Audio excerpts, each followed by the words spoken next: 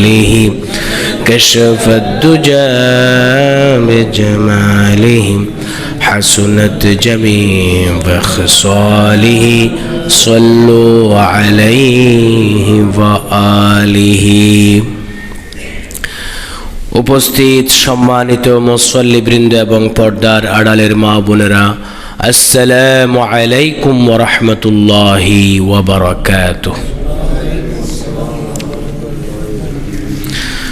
সম্মানিত মুসলিম ভাই বোনেরা, আজকে যে আমি আলোচনার বিষয় হিসেবে নির্ধারণ করেছি ইত্তেহাদুল উম্মাহ, অর্থাৎ মুসলিম জাতির ঐক্য এবং সংহতি। ইসলামে মুসলমানদের ঐক্য এবং সংহতির বিষয়ে বিশেষ গুরুত্ব দেওয়া হয়েছে, এটা আপনারা সবাই জানেন। এই জন্যেই ইসলামের এমন কিছু ইবাদত আল্লাহ রাব্বুল আলামিন আমাদেরকে দান করেছেন, যেখানে সবাইকে একত্রিত হয়েই ওই ইবাদতগুলো করতে হয়। যেমন আমরা জুমার নামাজ পড়ি। জুমার নামাজ কি ঘরের মধ্যে পড়া যায়? জুমার নামাজ কি ঘরে পড়া যায়? ঘরে পড়া যায় না। তবে কোনো নন মুসলিম দেশে যদি প্রকাশ্যে নামাজ পড়াটা যদি মুসলমানদের জন্য হুমকির সম্মুখীন হয়, মুসলমানরা যদি পড়তে না পারে, তাহলে ওই সমস্ত এলাকায় জুমার নামাজ না পড়ে ঘরের মধ্যে এমনি জোহরের নামাজ আদায় করলে হয়ে যাবে। ব্যাপারটা বুঝছেন? ঠিক একইভাবে ঈদের নামাজ এলাকার সবাইকে নিয়ে আমরা পড়ি, আবার জামাতের নামাজ পড়ি। আমরা সবগুলো একত্রিত অবস্থায় পড়ি না, অনেকগুলো মানুষ একসাথে। আসলে এই মুসলিম জাতি নবী করিম সাল্লাল্লাহু আলাইহি ওয়াসাল্লামের উম্মত। নবী করিম সাল্লাল্লাহু আলাইহি সাল্লাম সেই সুপারিশের সময় দেখবেন আমার উম্মত কি সবাই মিলে এক ছিল নাকি তারা বিভক্ত হয়ে গেছে, এটা দেখবে। যারা উম্মতকে এক করার চেষ্টা করেছে তাদের জন্য তিনি সুপারিশ করবেন, আর যারা উম্মতকে ভাগ ভাগ বিভক্ত খান খান করার জন্য যারা অপচেষ্টা চালিয়েছে তাদের জন্য তিনি সুপারিশ করবেন না। আমরা বিভিন্ন পার্টির লোক, আমরা বিভিন্ন আলেম উলামাদের সাপোর্ট করি, এক একজন এক উলামাকে আমরা সাপোর্ট করি, এক একজন আমরা এক এক ইসলামিক দলকে ভালোবাসি। কিন্তু আমরা সবাই মসজিদে একই কাতারে আমার পাশে আর একজন কোন দলের আমি কি খেয়াল করি? এটাই হলো মুসলিম ঐক্য, এটাই হলো একতা। একতাই শক্তি, একতাই শক্তি। আল কুফরু মিল্লাতুন ওয়াহিদা, সমস্ত কাফিরেরা মুসলমানদের বিরুদ্ধে এক হয়ে গেছে। ঠিক না বেঠিক বলুন? তা আমরা মুসলমানরা এক থাকতে পারবো না? আমরা সংখ্যায় বেশি হই আর কম হই, সমগ্র মুসলমানকে এক থাকতে হবে। কোরআনুল কারীমে আল্লাহ সুবহানাহু ওয়া তাআলা ইরশাদ করেছেন, আউযু বিল্লাহি মিনাশ শাইতানির রাজীম, বিসমিল্লাহির রাহমানির রহিম, ইন্না হাযিহি উম্মাতুকুম উম্মাতুন ওয়াহিদা, إن هذه أمتكم أمة واحدة وأنا ربكم فاعبدون। ইমানদার বান্দাদেরকে উদ্দেশ্য করে আল্লাহ সুবহানাহু ওয়া তাআলা বললেন, হে ইমানদাররা শুনো, এই উম্মত হলো কয় উম্মত? এক উম্মত। কার উম্মত? নবী মুহাম্মদ রাসূলুল্লাহ সাল্লাল্লাহু আলাইহি ওয়াসাল্লামের উম্মত। আমরা উম্মত কয়টা? একটা না দুইটা? উম্মত মানে জাতি। আমরা কয় জাত? এক জাত, মুসলমান। আমাদের পরিচয় হলো কি? মুসলমান। কিন্তু আমরা তো ওয়াহাবি, সুন্নি, করা সুন্নি, মিডা সুন্নি, তাবলীগি, জামাতি, বিভিন্ন রকমের আমরা দলে উপদলে বিভক্ত হয়ে গেছি। সবাই বলুন নাউযু বিল্লাহি মিন যালিক। এখন দল যখন হয়ে গেছে আর কি করবেন? দল যখন বিভক্ত হয়ে গেছে, আমি বললো তো আমার কথা কেউ শুনে না। এবং প্রত্যেক দল বলছে আমরা নিজেরাই ভালো, বাকিরা খারাপ। এই অবস্থায় আপনি কি করবেন? আপনি যেই দলেই করুন না কেন, অন্য দলের মুসলমানদেরকে আপনি হিংসা করবেন না। তাহলে কি হয়ে গেল? এক উম্মত হয়ে গেল। তাবলীগে জামাত করে সেও আমার মুসলমান ভাই, জামাত ইসলামী করে সেও আমার মুসলমান ভাই, গৌসিয়া কমিটি করে সেও আমার কি মুসলমান ভাই, আহলে হাদিস করে সেও আমার মুসলমান ভাই, ওয়াহাবি মাদ্রাসায় পড়ে সেও আমার মুসলমান ভাই, সুন্নি মাদ্রাসায় পড়ে সেও আমার মুসলমান ভাই। সবাই বলুন সুবহানাল্লাহ। তাহলে আমাদের উচিত হবে কোন একটা দল আমি যদিও করি, এরকম বলা উচিত হবে না আমারটা একমাত্র সত্য, আমার অন্য মুসলমান ভাইরা যেই দল করছে সেটা মিথ্যা, তারা জাহান্নামে যাবে, একমাত্র আমরাই জান্নাতে যাব, এইরকম বলা ঠিক নয়। সবচেয়ে উত্তম হতো যদি কেউ কোনো পার্টি না করত। কেউ পার্টি করবে না, সবাই মসজিদ কেন্দ্রিক, মুসলমান কেন্দ্রিক, সবাই বলবে যে আমরা এক জাত, আমাদের পরিচয় হলো আমরা কি মুসলমান। কোনো পার্টি টার্টি আমরা বুঝি না। এখন পার্টি যখন হয়ে গেছে, আমি আপনি বললেই তো এই পার্টি কি হবে না, শেষ হয়ে যাবে না। তখন আমাদের করতে হবে কি, আমি যেই পার্টি করি সেটাকে মনে করতে হবে এটা আমার চয়েস, আর বাকি পার্টির প্রতি আমাদের সম্মান প্রদর্শন করতে হবে। ঠিক না ঠিক বলুন? তারাও আমার মুসলমান ভাই, তারাও আমার নবী মুহাম্মদ সাল্লাল্লাহু আলাইহি ওয়াসাল্লামের উম্মত, তারাও পশ্চিম দিকে হয়ে কি করে নামাজ পড়ে, তারাও গরুর গোশত খায়, তারাও গরু জবাই করার সময় কি পড়ে? বিসমিল্লাহ পড়ে। সবাই বলুন সুবহানাল্লাহ। আল্লাহ রাব্বুল আলামিন ইরশাদ করেছেন, ইন্না হাযিহি উম্মাতুকুম উম্মাতান ওয়াহিদা, এই উম্মত তোমরা হলো এক জাত, এক উম্মত, এক রাসূলের উম্মত, এক আল্লাহর বান্দা। ওয়া আনা রাব্বুকুম ফা'বুদুন, আমি হলাম তোমাদের প্রভু, একমাত্র একজন, আর তোমরা আমার ইবাদত করো। সবাই বলুন সুবহানাল্লাহ। তাহলে আমরা কয় জাত? এক জাত। আজকে থেকে বলতে পারবেন তো, যে যে পার্টি করো না কেন, তোমরা সবাই মুসলমান, আমিও মুসলমান, তুমিও মুসলমান, তুমিও এক নবীর উম্মত, আমিও কি এক নবীর উম্মত, আমাদের মধ্যে কোনো ভেদাভেদ নাই। পার্টি এটা হলো একটা পরিচয়ের জন্য। কিসের জন্য? পরিচয়ের জন্য। আর একটা আয়াতে বললেন, ইয়া আইয়ুহার রাসূলু কুলু মিনাত তাইয়্যিবাতি ওয়া'মালু সালিহান ইন্নী বিমা তা'মালুনা আলীম ওয়া ইন্না হাযিহি উম্মাতুকুম উম্মাতান ওয়াহিদা ওয়া আনা রাব্বুকুম ফাত্তাকুন। সাদাকাল্লাহুল আলিয়্যুল আযীম। সূরাতুল মুমিনুন 51 এবং 52 নম্বর আয়াতে আল্লাহ বললেন, হে রাসূল, সমস্ত রাসূলদেরকে আল্লাহ রাব্বুল আলামিন উদ্দেশ্য করে বললেন, হে আমার প্রিয় বান্দা রাসূলেরা, তোমরা হালাল খাও, হারাম খাইও না, পবিত্র জিনিস খাও, অপবিত্র জিনিস খাইও না। ওয়া'মালু সালিহান, এবং তোমরা ভালো কাজ করো।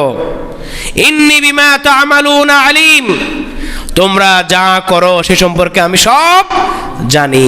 দেখেন কাদেরকে বলতেছে? রাসূলদেরকে। রাসূলরা কোন গুনাহ করেছে? রাসূলকে এভাবে খবরদারি করার দরকার কি? এটা হলেন আল্লাহ, আল্লাহর সাথে কারো তুলনা করা যাবে না। আল্লাহ রাসূলকেও খবরদারি করতে পারবে, এটা আল্লাহর ইচ্ছা, আমরা করতে পারবো না। কোন রাসূলকে কি আমরা খবরদারি করতে পারবো? রাসূলেরা তো, নবীরা তো নিষ্পাপ। সবাই বলুন সুবহানাল্লাহ।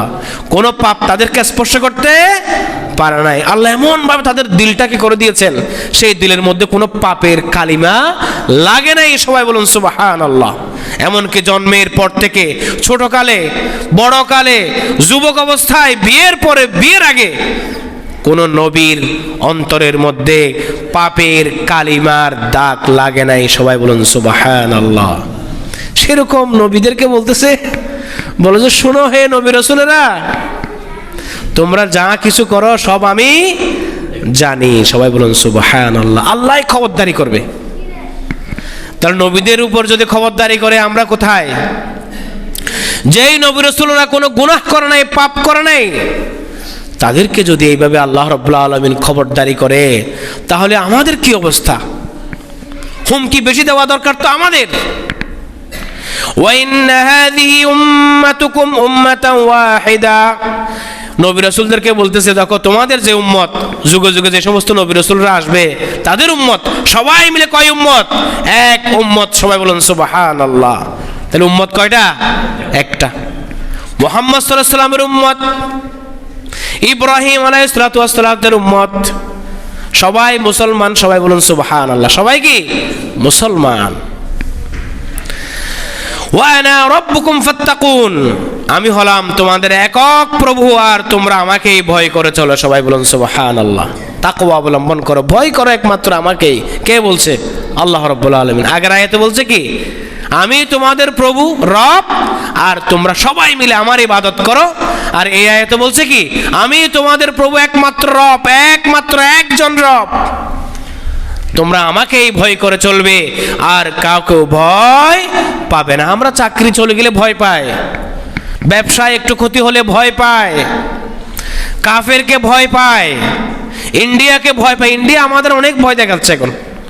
ইন্ডিয়ার বিরুদ্ধে বাংলাদেশের প্রায় সব মুসলমান এক হয়ে গেছে। সবাই বলুন সুবহানাল্লাহ। বিভিন্ন পার্টি, হ্যাঁ, জামাত ইসলামী, বিএনপি, আমার দেশ পার্টি, ওই পার্টি, সেই পার্টি, সবাই মিলে এক হয়ে গেছে না এখন? ইন্ডিয়া আমাদেরকে শোষণ করে খাচ্ছে। ইন্ডিয়ার কারণে এই দেশ পাকিস্তানের সাথে যোগাযোগ করতে পারে না এতদিন পর্যন্ত। এখন পাকিস্তান থেকে চিনি আসতেছে না? পাকিস্তানও মুসলমান দেশ, আমরাও মুসলমান দেশ। আমরা ইন্ডিয়ার মুসলমানদেরকেও ভালোবাসি। ইন্ডিয়ার মানুষদের প্রতি আমাদের কোনো কি নেই, আক্রোশ নেই, শত্রুতা নেই। কিন্তু ইন্ডিয়া আমাদের উপর দাদাগিরি করবে, এটা আমরা সহ্য করব না, মেনে নেব না। সমস্ত মুসলমানরা যদি এক হয়, কোনো একটা জাতি যদি এক হয়, নিজেদের কল্যাণের জন্যে, শিক্ষা দীক্ষাকে ডেভেলপ করার জন্যে, ব্যবসা বাণিজ্যকে উন্নত করার জন্যে, তাহলে আল্লাহর সাহায্য ওই দলের উপর আসবে ইনশাআল্লাহ তাআলা। আরেকটা এত বলা হচ্ছে, ওয়াকিমুস সালাতা ওয়া লা তাকুনু মিনাল মুশরিকিন। হে ঈমানদাররা, তোমরা সবাই নামাজ কায়েম করো, তোমরা সবাই নামাজ কায়েম করো। আহা, নামাজ এত বেশি গুরুত্বপূর্ণ বিষয়। কোরআনের বিভিন্ন আয়াতে আল্লাহ রাব্বুল আলামিন নামাজের কথা উল্লেখ করেছেন। মিনাল্লাযীনা ফাররাকু দীনাহুম ওয়া কানু শিয়ান কুল্লু হিসবিন বিমা লাদাইহিম ফারিহুন। সূরাতুর রুমের 31-32 নম্বর আয়াতে আল্লাহ বললেন, তোমরা মুশরিকদের মতো হইও না, যে সমস্ত মুশরিকরা, হ্যাঁ, তাদের ধর্মকে ছিন্ন বিচ্ছিন্ন করে ফেলেছে। তারা বিভিন্ন দলে উপদলে বিভক্ত হয়ে গিয়েছে। যারা মূর্তি পূজা করে, এক এক রকম মূর্তি, এক এক রকম খোদা, খোদার কোনো শেষ নেই, হাজার হাজার দেবদেবী। আর আমাদের আল্লাহ হলেন কয়টা? একটা। তো আমরা এক থাকবো না তারা এক থাকবে? আমরা তো এক থাকবো, কিন্তু আমরা নিজেরা কি হয়ে গেছি? আলাদা আলাদা হয়ে গেছে। সবাই বলুন নাউযু বিল্লাহি মিন যালিক।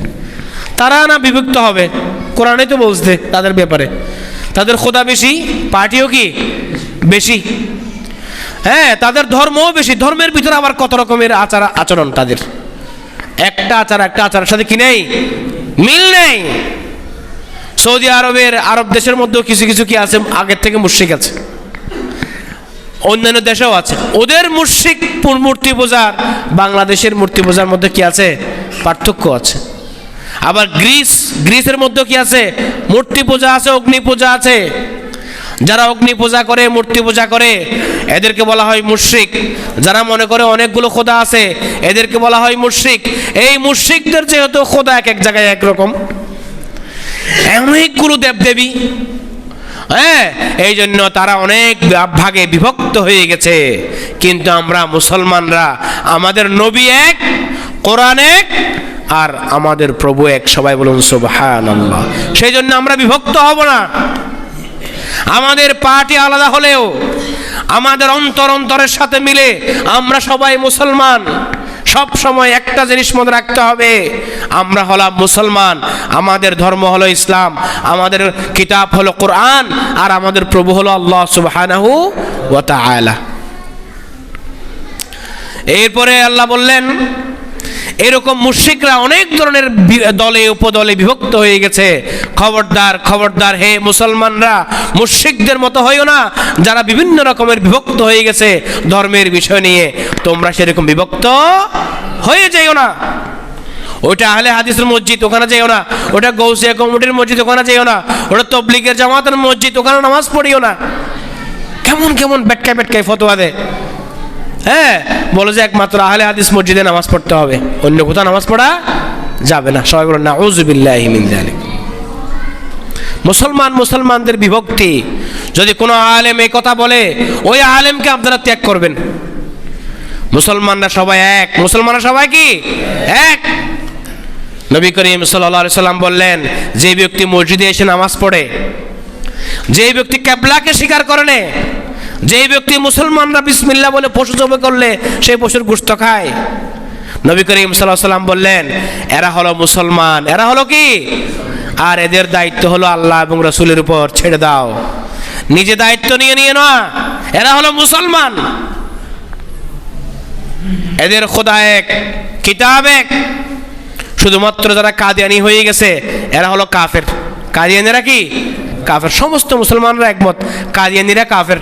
তারা কোরআন মানে, আল্লাহ মানে, কিন্তু নবীর সাথে বলে কি ওই গোলাম আহমদ যেটা আছে এটাও একটা কি নবী। সবাই বলেন নাউযু বিল্লাহি মিন যালিক। মুহাম্মদ সাল্লাল্লাহু আলাইহি সাল্লামকে মানে, কিন্তু মুহাম্মদ সাল্লাল্লাহু আলাইহি সাল্লামের পরে আরেকজন নবীও মানে। সবাই বলেন নাউযু বিল্লাহি মিন যালিক। এরা হলো আহমদি মুসলিম জামাত। ওই যে চকবাজার ওলিকা মসজিদের পাশে আর একটা মসজিদ আছে দেখবেন, বাইতুল বাসেত মসজিদে, বাইতুল নিচে লেখা আছে আহমদি মুসলিম জামাত। এরা হলো কাদিয়ানি, ওখানে কোনোদিন যাবেন না। কাদিয়ানিরা মুসলমান নয়, সমস্ত ওলামারা একমত। আর সবাই মুসলমান। শিয়াদের মধ্যেও কিছু কাফের আছে, আবার কিছু মুসলমানও আছে। এখন শিয়ারা তো আমার সামনে নাই, থাকলে আমি ফতোয়া দিতাম। শিয়াদেরকে আমি চিনিও না, জানিও না। হ্যাঁ, ইরানের মধ্যে শিয়ারা আছে, শিয়াদের মধ্যে একটা বড় অংশ হলো কাফের, কিন্তু আর বাকি অংশ কি মুসলমান। আর আমরা হলাম সুন্নি। আমরা কি সবাই সুন্নি মুসলমান। সবাই বলুন সুবহানাল্লাহ। জামাত ইসলামীও সুন্নি, তাবলিগে জামাতও সুন্নি, হেফাজত ইসলামও সুন্নি, গৌসিয়া কমিটিও কি সুন্নি। কিন্তু আমাদের দেশে আমরা মনে করি যে গৌসিয়ারা একমাত্র সুন্নি আর বাকিরা সব ওয়াহাবি। সবাই বলুন নাউযু বিল্লাহি মিন যালিক। ওয়াহাবি এই গালিটা তো দিয়েছে কারা? ব্রিটিশরা। ব্রিটিশের বিরুদ্ধে যে সমস্ত ওলামারা আন্দোলন করেছে এদেরকে বলা হয় ওয়াহাবি। এটা নাম দিয়েছে কারা? ব্রিটিশরা। আর সেই নামটা আমরা নিয়ে বলো যে ওরা তো ওয়াহাবি, ওরা তো ওয়াহাবি, রাসূলের দুশমন। আমরা কি রাসূলের দুশমন? আপনারা কি রাসূলের দুশমন? কোন মানুষকে রাসূলের দুশমন বললে সে যদি রাসূলের দুশমন না হয়, তাহলে কিয়ামতের কঠিন মুসিবতে আপনাকে আল্লাহর রাসূল দুশমন হিসেবে আখ্যায়িত করবে। সবাই বলুন নাউযু বিল্লাহি মিন যালিক। কেমন একটা অবস্থা! মানুষ মানুষকে রাসূলের দুশমন বলছে, মানুষ মানুষকে শয়তান বলছে, মুসলমান মুসলমানকে কাফের বলছে। এর চেয়ে দুর্গতির কোনো বিষয় হতে পারে না। খবরদার, চুপ থাকবেন। কেউ কোনো খারাপ কাজ করলে বলবেন ভাই তুমি এই খারাপ কাজটা করিও না, কিন্তু খারাপ কাজ করার কারণে আপনি কাফের বলতে পারবেন না। খবরদার, কাফের বলার দায়িত্ব হলো কার? আল্লাহর। আবার কেউ যদি বলে আমি কাফের হয়ে গেছি, তাহলে তো সে কাফের হয়ে গেছে। হ্যাঁ, কেউ যদি বলে আমি কোরআনের এটা বিশ্বাস করি না, পর্দা করা মেয়েদের আমি এটা বিশ্বাস করি না, মোল্লারা বানাইছে, তাহলে সে তো কি হয়ে গেছে? কাফের হয়ে গেছে। আবার কাফের বলার দরকার কিন্তু এমনি কাফের হয়ে গেছে। কোরআনের কোনো আয়াতকে অস্বীকার করলে, ফরজ ওয়াজিবকে অস্বীকার করলে, ইসলামে নাই এরকম বললে সে কি হয়ে যাবে? কাফের হয়ে যাবে। সবাই বলুন নাউযু বিল্লাহি মিন যালিক।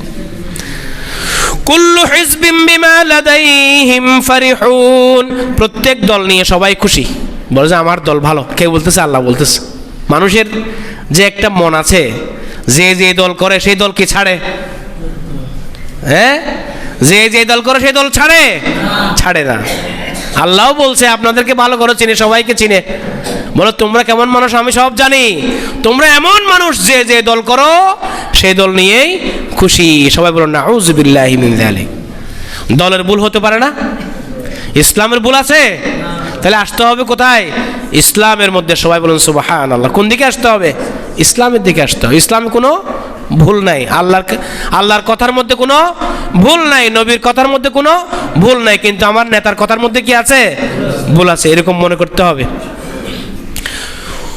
কোন মুসলমান যদি নিজের নেতাকে মানতে মানতে এত বেশি উপরে তুলে ফেলে, সেরকম মানার দিক দিয়ে রাসূলের কথাও বলে না, আল্লাহর কথাও বলে না, সবাই বলেন নাউযুবিল্লাহি মিন যালিক, তার কাছে তার নেতা নবী রাসূলের চেয়ে কি হয়ে গেছে?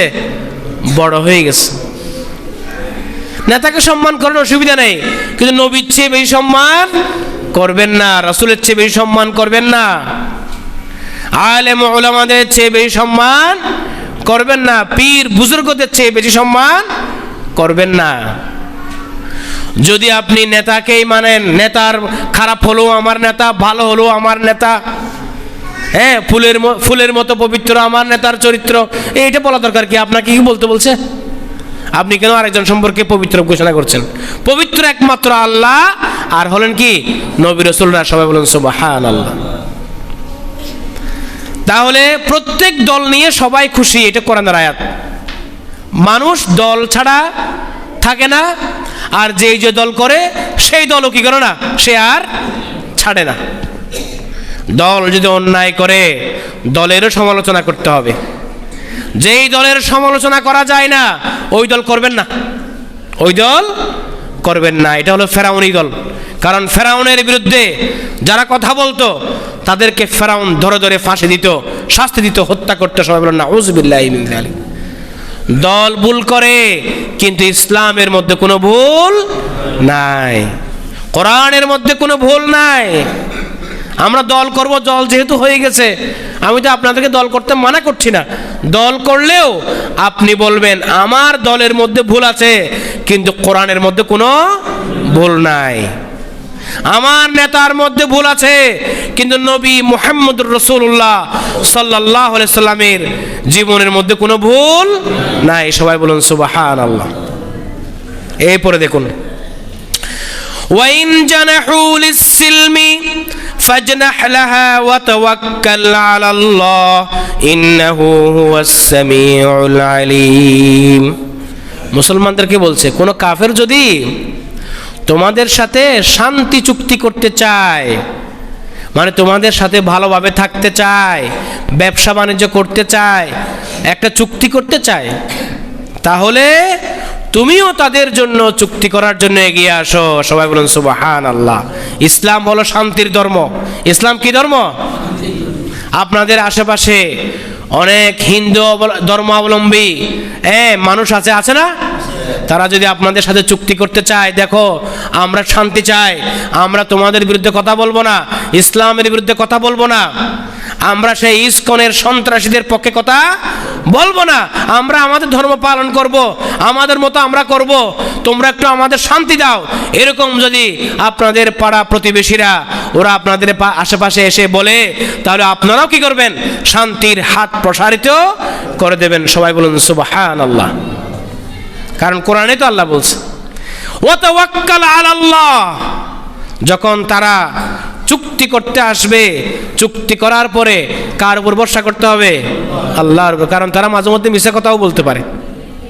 মিথ্যা কথা বললেও কোনো অন্যায় না করলে তাদের উপর আক্রমণ করা যাবে না, তাদেরকে পুলিশে ধরে দেওয়া যাবে না, তারা যদি কোনো অন্যায় না করে। আপনি বিষয়টা আল্লাহর উপর ছেড়ে দেন। কে বলছে? আল্লাহই বলছে। ইন্নাহু হুয়াস সামিউল আলিম। নিশ্চয় আল্লাহ রাব্বুল আলামিন সব দেখেন, শুনেন এবং জানেন। ওয়া ইউরিদু আন ইয়াখদাউকা ফাইন্না হাসবাকাল্লাহ। তারা যদি ধোঁকাও দেয় ভিতরে ভিতরে, কিন্তু তারা শান্তি চায় না, কিন্তু বাইরে বাইরে কি চায়? শান্তি চায়। এরপরও আল্লাহ যথেষ্ট। তারা ধোঁকাও দিলে ওই ধোঁকায় কান দেওয়া উচিত হবে না, সতর্কভাবে চলতে হবে। এই যে মনে করেন ইসকনের সন্ত্রাসীরা এই যে আমাদের ভাইদের একটা ভাইকে যে হত্যা করেছে, এটা কিসের জন্য করেছে? সাম্প্রদায়িক দাঙ্গা লাগাই দেওয়ার জন্য। এখন আমরা যদি যেখানে পাই সেখানে হিন্দুদেরকে হত্যা করতাম, তাহলে পুরা দেশের মধ্যে একটা অরাজকতা সৃষ্টি হতো না? তাহলে তারা ধোঁকা দিয়েছে, কিন্তু আমরা ধোঁকায় কি করি নাই? পা দিই নাই। তারা ধোঁকা দিতে পারে, এটা কে বলছে? আল্লাহ বলছে। তাদের মনের মধ্যে একটা ষড়যন্ত্র থাকতে পারে, কিন্তু আপনি ধোঁকার মধ্যে যদি পা দেন তাহলে এই দেশেরই ক্ষতি হবে। হ্যাঁ, আর ইসলাম তো বলেছে যে দোষ করে নাই তাকে তার উপর আঘাত করা যাবে না, তার বিরুদ্ধে মিথ্যা মামলাও দেওয়া যাবে না। যারা অন্যায় করেছে, পুলিশ নাকি এখন সবগুলো ওই সিসিটিভি ফুটেজ দেখে দেখে ধরতেছে, এরকম সবাইকে ধরুক, তাদের বিরুদ্ধে মামলা দিক। আমরাও চাইব নিরপরাধ কোনো মানুষ কি না হোক, মামলার শিকার না হোক। আল্লাহকে ভয় করতে হবে। হুয়াল্লাযী আইয়াদাকা বিনাসরিহি ওয়া বিল মুমিনিন। সবাই বলুন সুবহানাল্লাহ। আমরা যদি আল্লাহর উপর ভরসা করি, তাদের ধোঁকায় পা না দিই, তাহলে আল্লাহ বললেন আল্লাহ রাব্বুল আলামিন ওই দলকে, ওই জনপদকে সাহায্য করবেন। সবাই বলুন সুবহানাল্লাহ। এবং ঈমানদারদের সাহায্য করবেন। সবাই বলুন সুবহানাল্লাহ। ওয়াল্লাফা বাইনা কুলুবিহিম। এবং আল্লাহ চাইলে ওই মুশরিকদের মধ্যেও একটা ভ্রাতৃত্ববোধ, একটা মিটমাট করা, একটা সমঝোতা করা আল্লাহ রাব্বুল আলামিন তাদের অন্তরের মধ্যে সৃষ্টি করে দেবেন। সবাই বলুন সুবহানাল্লাহ। অনেক হিন্দু ভাইরা এখন আবার এগিয়ে আসতেছে না যে আমরা ইসকনের সন্ত্রাসীদের পক্ষে নই, এটা বলতেছে না বিভিন্ন জায়গায়। এটা কে সৃষ্টি করে দিয়েছে? আল্লাহই সৃষ্টি করে। কোরআনের মধ্যে আল্লাহ বলছে। তবে খবরদার, ওয়ালাউ আনফাকতা মা ফিল আরদি জামিআন মা আল্লাফতা বাইনা কুলুবিহিম ওয়ালাকিন্নাল্লাহ আল্লাফা বাইনাহুম ইন্নাহু আজিজুন হাকীম। আপনি যদি নন মুসলমানদের ষড়যন্ত্রের মধ্যে পা দিয়ে দেন এবং তাদের বেশি খুশি করার জন্য আপনি লেগে যান, আপনি যদি দুনিয়ার সমস্ত জিনিসও যদি তাদেরকে দিয়ে ফেলেন, তাদের মন ভরবে না। কে বলছে? আল্লাহ। এই যে আগে সরকার বলছিল না, বলো যে ইন্ডিয়াকে আমি এত জিনিস দিছি, সারা জীবন মনে রাখবে। তো দিয়েও কি তাদের মন ভরেছে? মন ভরে নাই। কে বলছে এটা? আল্লাহ কোরআনের মধ্যে বলছে। রাসূল করিম সাল্লাল্লাহু আলাইহি সাল্লামকে উদ্দেশ্য করে বলছে, হে নবী, আপনি যদি মুশরিকদেরকে খুশি করার জন্য দুনিয়াতে যা আছে সব দিয়ে ফেলেন, তাদের মন ভরবে না, তাদের মন আপনাদের দিকে আকৃষ্ট হবে না। মা আল্লাফতা, আপনি এটা তাদের মনকে ঘামাইতে পারবেন না, তাদের অন্তরকে আপনাদের প্রতি আকৃষ্ট করতে পারবেন না। বাইনা কুলুবিহিম, তাদের অন্তরটা দেখছেন অবস্থা কিরকম? কি বলছে? লাউ আনফাকতা, যদি আপনি খরচ করেন, মা ফিল আরদি জামিআ, দুনিয়াতে যা কিছু আছে সব কিছু তাদেরকে যদি দিয়ে দেন, এরপরে তাদের পেট ভরবে না। সেই জন্যে কোনো কাফেরের প্রতারণার ফাঁদে পা দেওয়া যাবে না। আবার অন্যায়ভাবে মুসলমানদেরকে বাদ দিয়ে অতিরিক্ত সুযোগ সুবিধা দেওয়া যাবে না। তারা যদি আমাদের সাথে চুক্তি করে, আমরাও চুক্তি করব। একটা কথা আসছে গতকালকে, বিভিন্ন জায়গায় এসেছে, যেই সমস্ত চুক্তিগুলো গত 15 বছরে ইন্ডিয়ার সাথে করেছে বাংলাদেশের বেশিরভাগ রাজনৈতিক দল, তারা সরকারকে দাবি জানিয়েছে সব চুক্তি হলো অবৈধ চুক্তি, সমস্ত চুক্তি বাতিল করতে হবে। এরকম একটা আলোচনা আসছে না? এই আলোচনার পরে, চুক্তি বাতিল করার পরে আবার যদি ইন্ডিয়া বাংলাদেশের সাথে চুক্তি করতে আসে, তাহলে কোরআনের আয়াত অনুযায়ী আবার চুক্তি করাটা কি সুন্নাত, কোরআনের আদেশ দেওয়া হয়েছে। সেই চুক্তি হবে কিরকম? সমতার ভিত্তিতে। কিসের ভিত্তিতে? কোনো ধোঁকায় অতিরিক্ত সুবিধা দেওয়া যাবে না, কারণ তাদেরকে যদি পুরা বিশ্ব দিয়ে ফেলে তাদের পেট ভরবে না। সবাই বলুন নাউযুবিল্লাহি মিন যালিক। এরপরে বলছে ওয়ালাকিন্নাল্লাহ আল্লাফা বাইনাহুম ইন্নাহু আজিজুন হাকীম। তবে আল্লাহ রাব্বুল আলামিন যদি চায় তাহলে তাদের মনও আমাদের প্রতি ঘামাই দিতে পারে। সবাই বলুন সুবহানাল্লাহ। এই জন্য কার কথা শুনতে হবে বেশি? দেখেন একটা দেশ কিভাবে চলবে,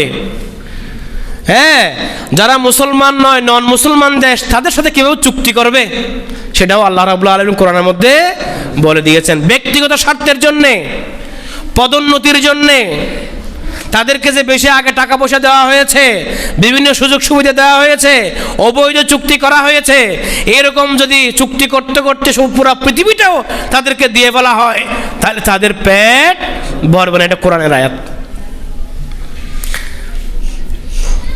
এরপরে দেখুন আরেক জায়গায় বলা হচ্ছে, লা খায়রা ফি কাসীরিম মিন নাজওয়াহুম ইল্লা মান আমারা বিসাদাকাতিন আও বিমা আও মা'রুফিন আও ইসলাহিন বাইনান নাস। আর কতগুলো মানুষ আছে গোপনে গোপনে গিয়ে কাফেরের সাথে কি করে? চুক্তি করে। সবাই বলুন নাউযুবিল্লাহি মিন যালিক।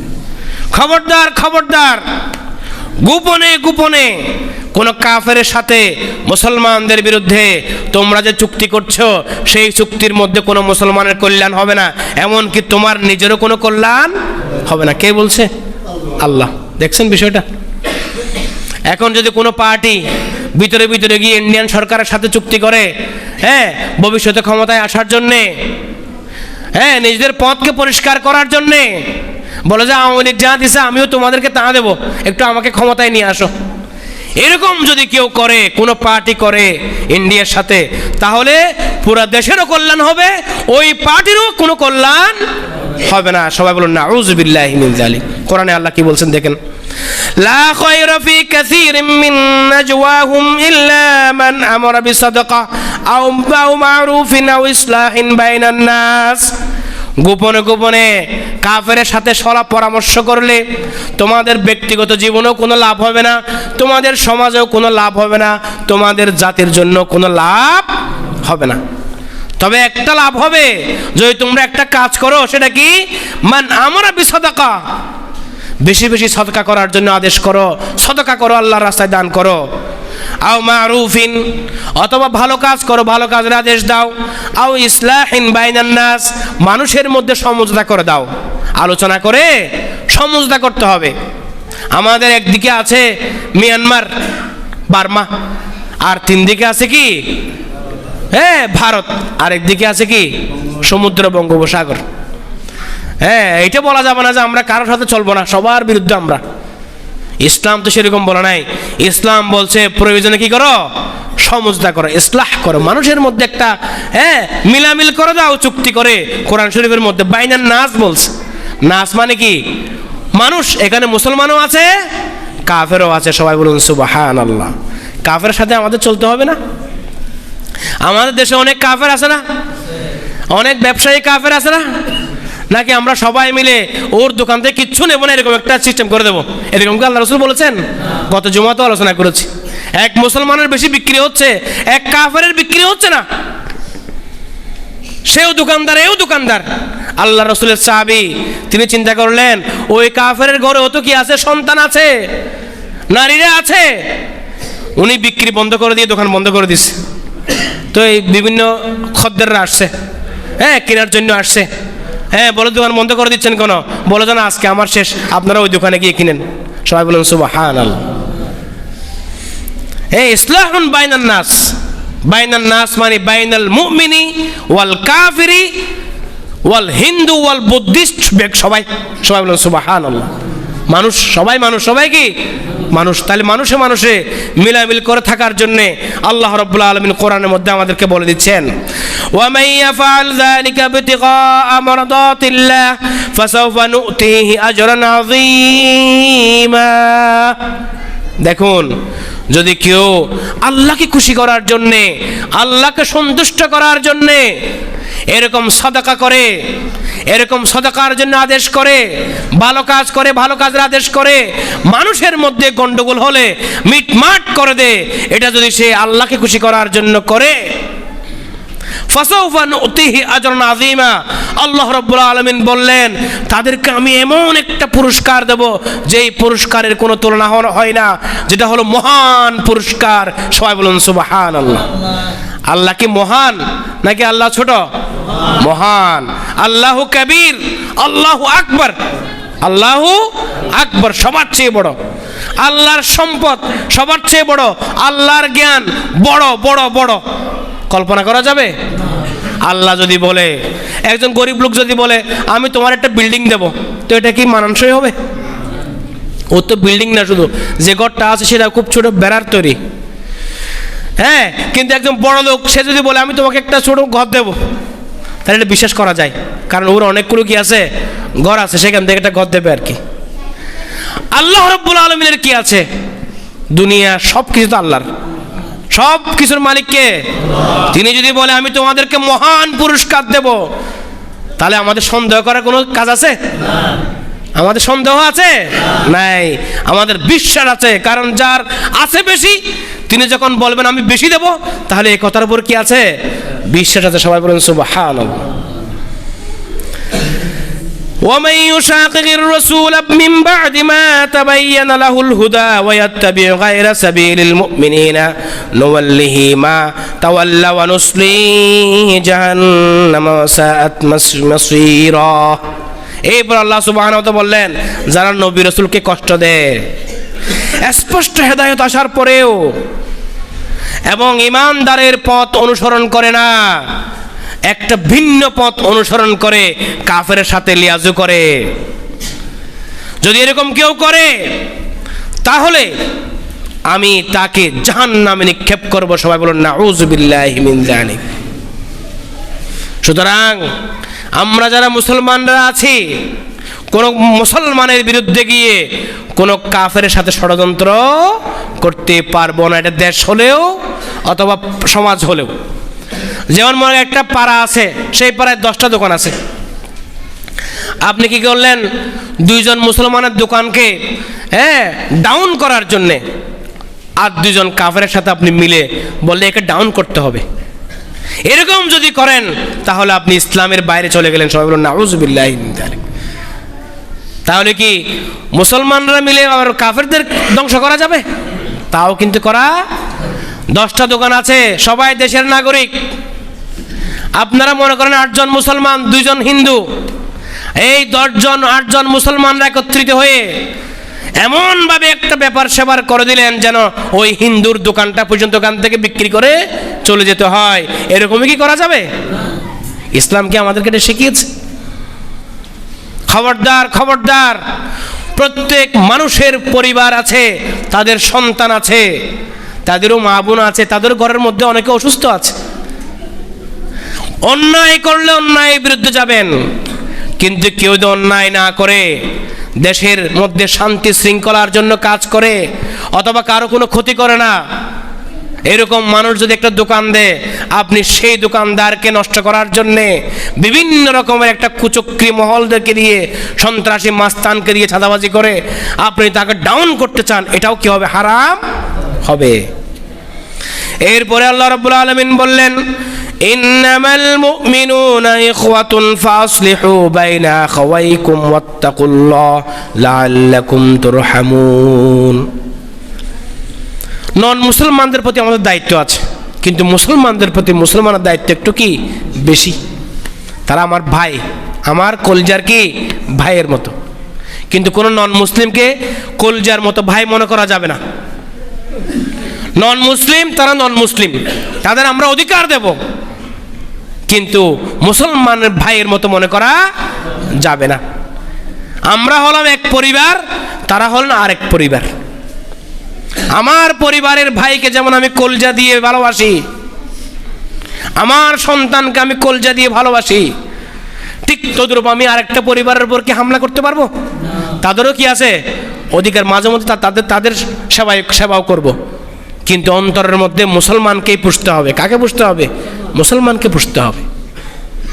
সেজন্য আল্লাহ রাব্বুল আলামিন বললেন, ইন্নামাল মুমিনুনা ইখওয়া, প্রত্যেক মুমিন সবাই মিলে ভাই ভাই। সবাই বলুন সুবহানাল্লাহ। ফাসলিহু বাইনা আখাওয়াইকুম, এই ভাই ভাইয়ের মধ্যে মাঝে মধ্যে মনোমালিন্য হতে পারে, ঝগড়া বিবাদ হতে পারে, মাঝে মধ্যে বেশ কম হতে পারে, তাহলে আপনি সেখানে গিয়ে 2 ভাইয়ের মধ্যে মিলামিল করে দেন। সবাই বলুন সুবহানাল্লাহ। যদি সেরকম করেন, ওয়াত্তাকুল্লাহ, এবং এই ক্ষেত্রে আল্লাহকে ভয় করতে হবে। আপনি যদি মিলামিল করবেন, মিলামিল করার সময় আপনি দেখতেছেন যে একজনকে মিলামিল করলে আপনি কিছু টাকা পাবেন, তো আপনি করছেন কি এর পক্ষ হয়ে একটা রায় দিয়ে মিলামিল করে দিলেন, কারণ আপনি এর পক্ষে দিয়ে কি পাবেন? কিছু লাভ পাবেন। ন্যায় বিচার হচ্ছে সেটা আপনার লাভ ক্ষতি এগুলো চিন্তা করতে পারবেন না, সমানভাবে বিচার করে মিলামিল করে দিতে হবে। সেজন্য আল্লাহ বললেন কি, মিলাই দাও, ইত্তাকুল্লাহ, আল্লাহকে ভয় করে। এর মানে কি, মিলাই দেওয়ার সময় যেন কারো উপর বেশ কম করিও না। যদি সেরকম বেশ কম না করে দুই ভাইয়ের মধ্যে তুমি মিলিয়ে দাও, আল্লাহ রাব্বুল আলামিন কি বললেন, লাআল্লাকুম তুরহামুন, আল্লাহর পক্ষ থেকে রহমত পাবে, আল্লাহর পক্ষ থেকে রহমত পাবে। আমরা কত রহমত পেয়েছি, এর শুকরিয়া করতে হবে। এখন আপনি যদি বলেন আমি তো অনেক রহমত পেয়েছি আর দরকার নেই, মাঝে মধ্যে কিছু মুরব্বী আছে কোরআন হাদিস বলে যে আমার সওয়াব অনেক হয়ে গেছে আর সওয়াবের দরকার নেই। দেখছেন নি অবস্থা, বলছে আমার এত সওয়াব আর সওয়াবের কি নেই, দরকার নেই, এরকম বলা যাবে? এইরকম বললে হয়তো এই কথার কারণে তার আগের পরের সমস্ত সওয়াব একটা কথার মাধ্যমে শেষ হয়ে যেতে পারে। সবাই বলুন নাউযুবিল্লাহি মিন যালিক। কিছু কথা আল্লাহর সাথে, সেগুলো আপনি বলবেন না। আপনি বলবেন ভাইয়া তুমি যে এক উপদেশ দিছো আমাকে, মনে করেন দাড়ি রাখার উপদেশ দিছে একজনে, সে এরকম একটা বেফাস কথা বলে ফেলছে। কেউ সিগারেট না খাওয়ার জন্য উপদেশ দিছে, সে আর একটা বেফাস কথা বলে ফেলছে। কেউ কাউকে নামাজের উপদেশ দিছে, আর একটা বেফাস কথা বলেছে। কেউ উপদেশ দিলে সে যে এরকম নিকৃষ্ট মানুষ হোক না কেন, আপনি তার উপদেশটা গ্রহণ করবেন। বলবেন যে ভাই ধন্যবাদ আমাকে এটা পালন করার জন্য, হ্যাঁ তুমি দোয়া করো, আল্লাহ কবুল করুন, সবাই বলুন আমিন, এরকম বলবেন। উপদেশ দিলে মুখের উপর কথা একটা বলে ওকে ফিরে দে। ঘরের মধ্যেও আছে এরকম, হ্যাঁ অনেক সময় বাবারা দাদারা বুড়ো হয়ে গেলে একটু বেশি উপদেশ দে। তো উপদেশ দিলে সমস্যা কি, তুমি থ্যাংক ইউ বলো না। দাদাই উপদেশ দিছে, বলো যে দাদা তোমাকে অনেক থ্যাংক ইউ, তুমি একটা ভালো কথা বলেছো। প্রত্যেক ভালো কথা বলা সদকা, কে বলছে? আল্লাহ রাসূল সাল্লাল্লাহু আলাইহি ওয়াসাল্লাম বলেছেন।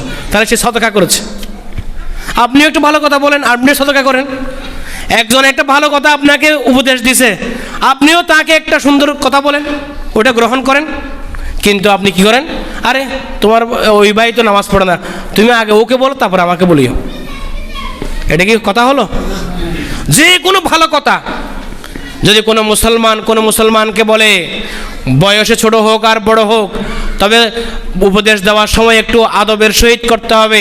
সেটা যদি সে একটা সদকা করলো, তার বিপরীতে আপনি একটা সদকা করেন। আপনি বলেন জাযাকাল্লাহ খায়র, তুমি যে আমাকে একটু উত্তম উপদেশ দিয়েছো, আল্লাহ তোমার এই উত্তম উপদেশ গ্রহণ করুক এবং তোমাকে বেশি বেশি সওয়াব দান করুক। সবাই বলুন আমিন। ওয়া আখিরু দাওয়ানা আনিল হামদুলিল্লাহি রাব্বিল আলামিন। একটা ঘোষণা আসছে সরকারের পক্ষ থেকে, বাংলা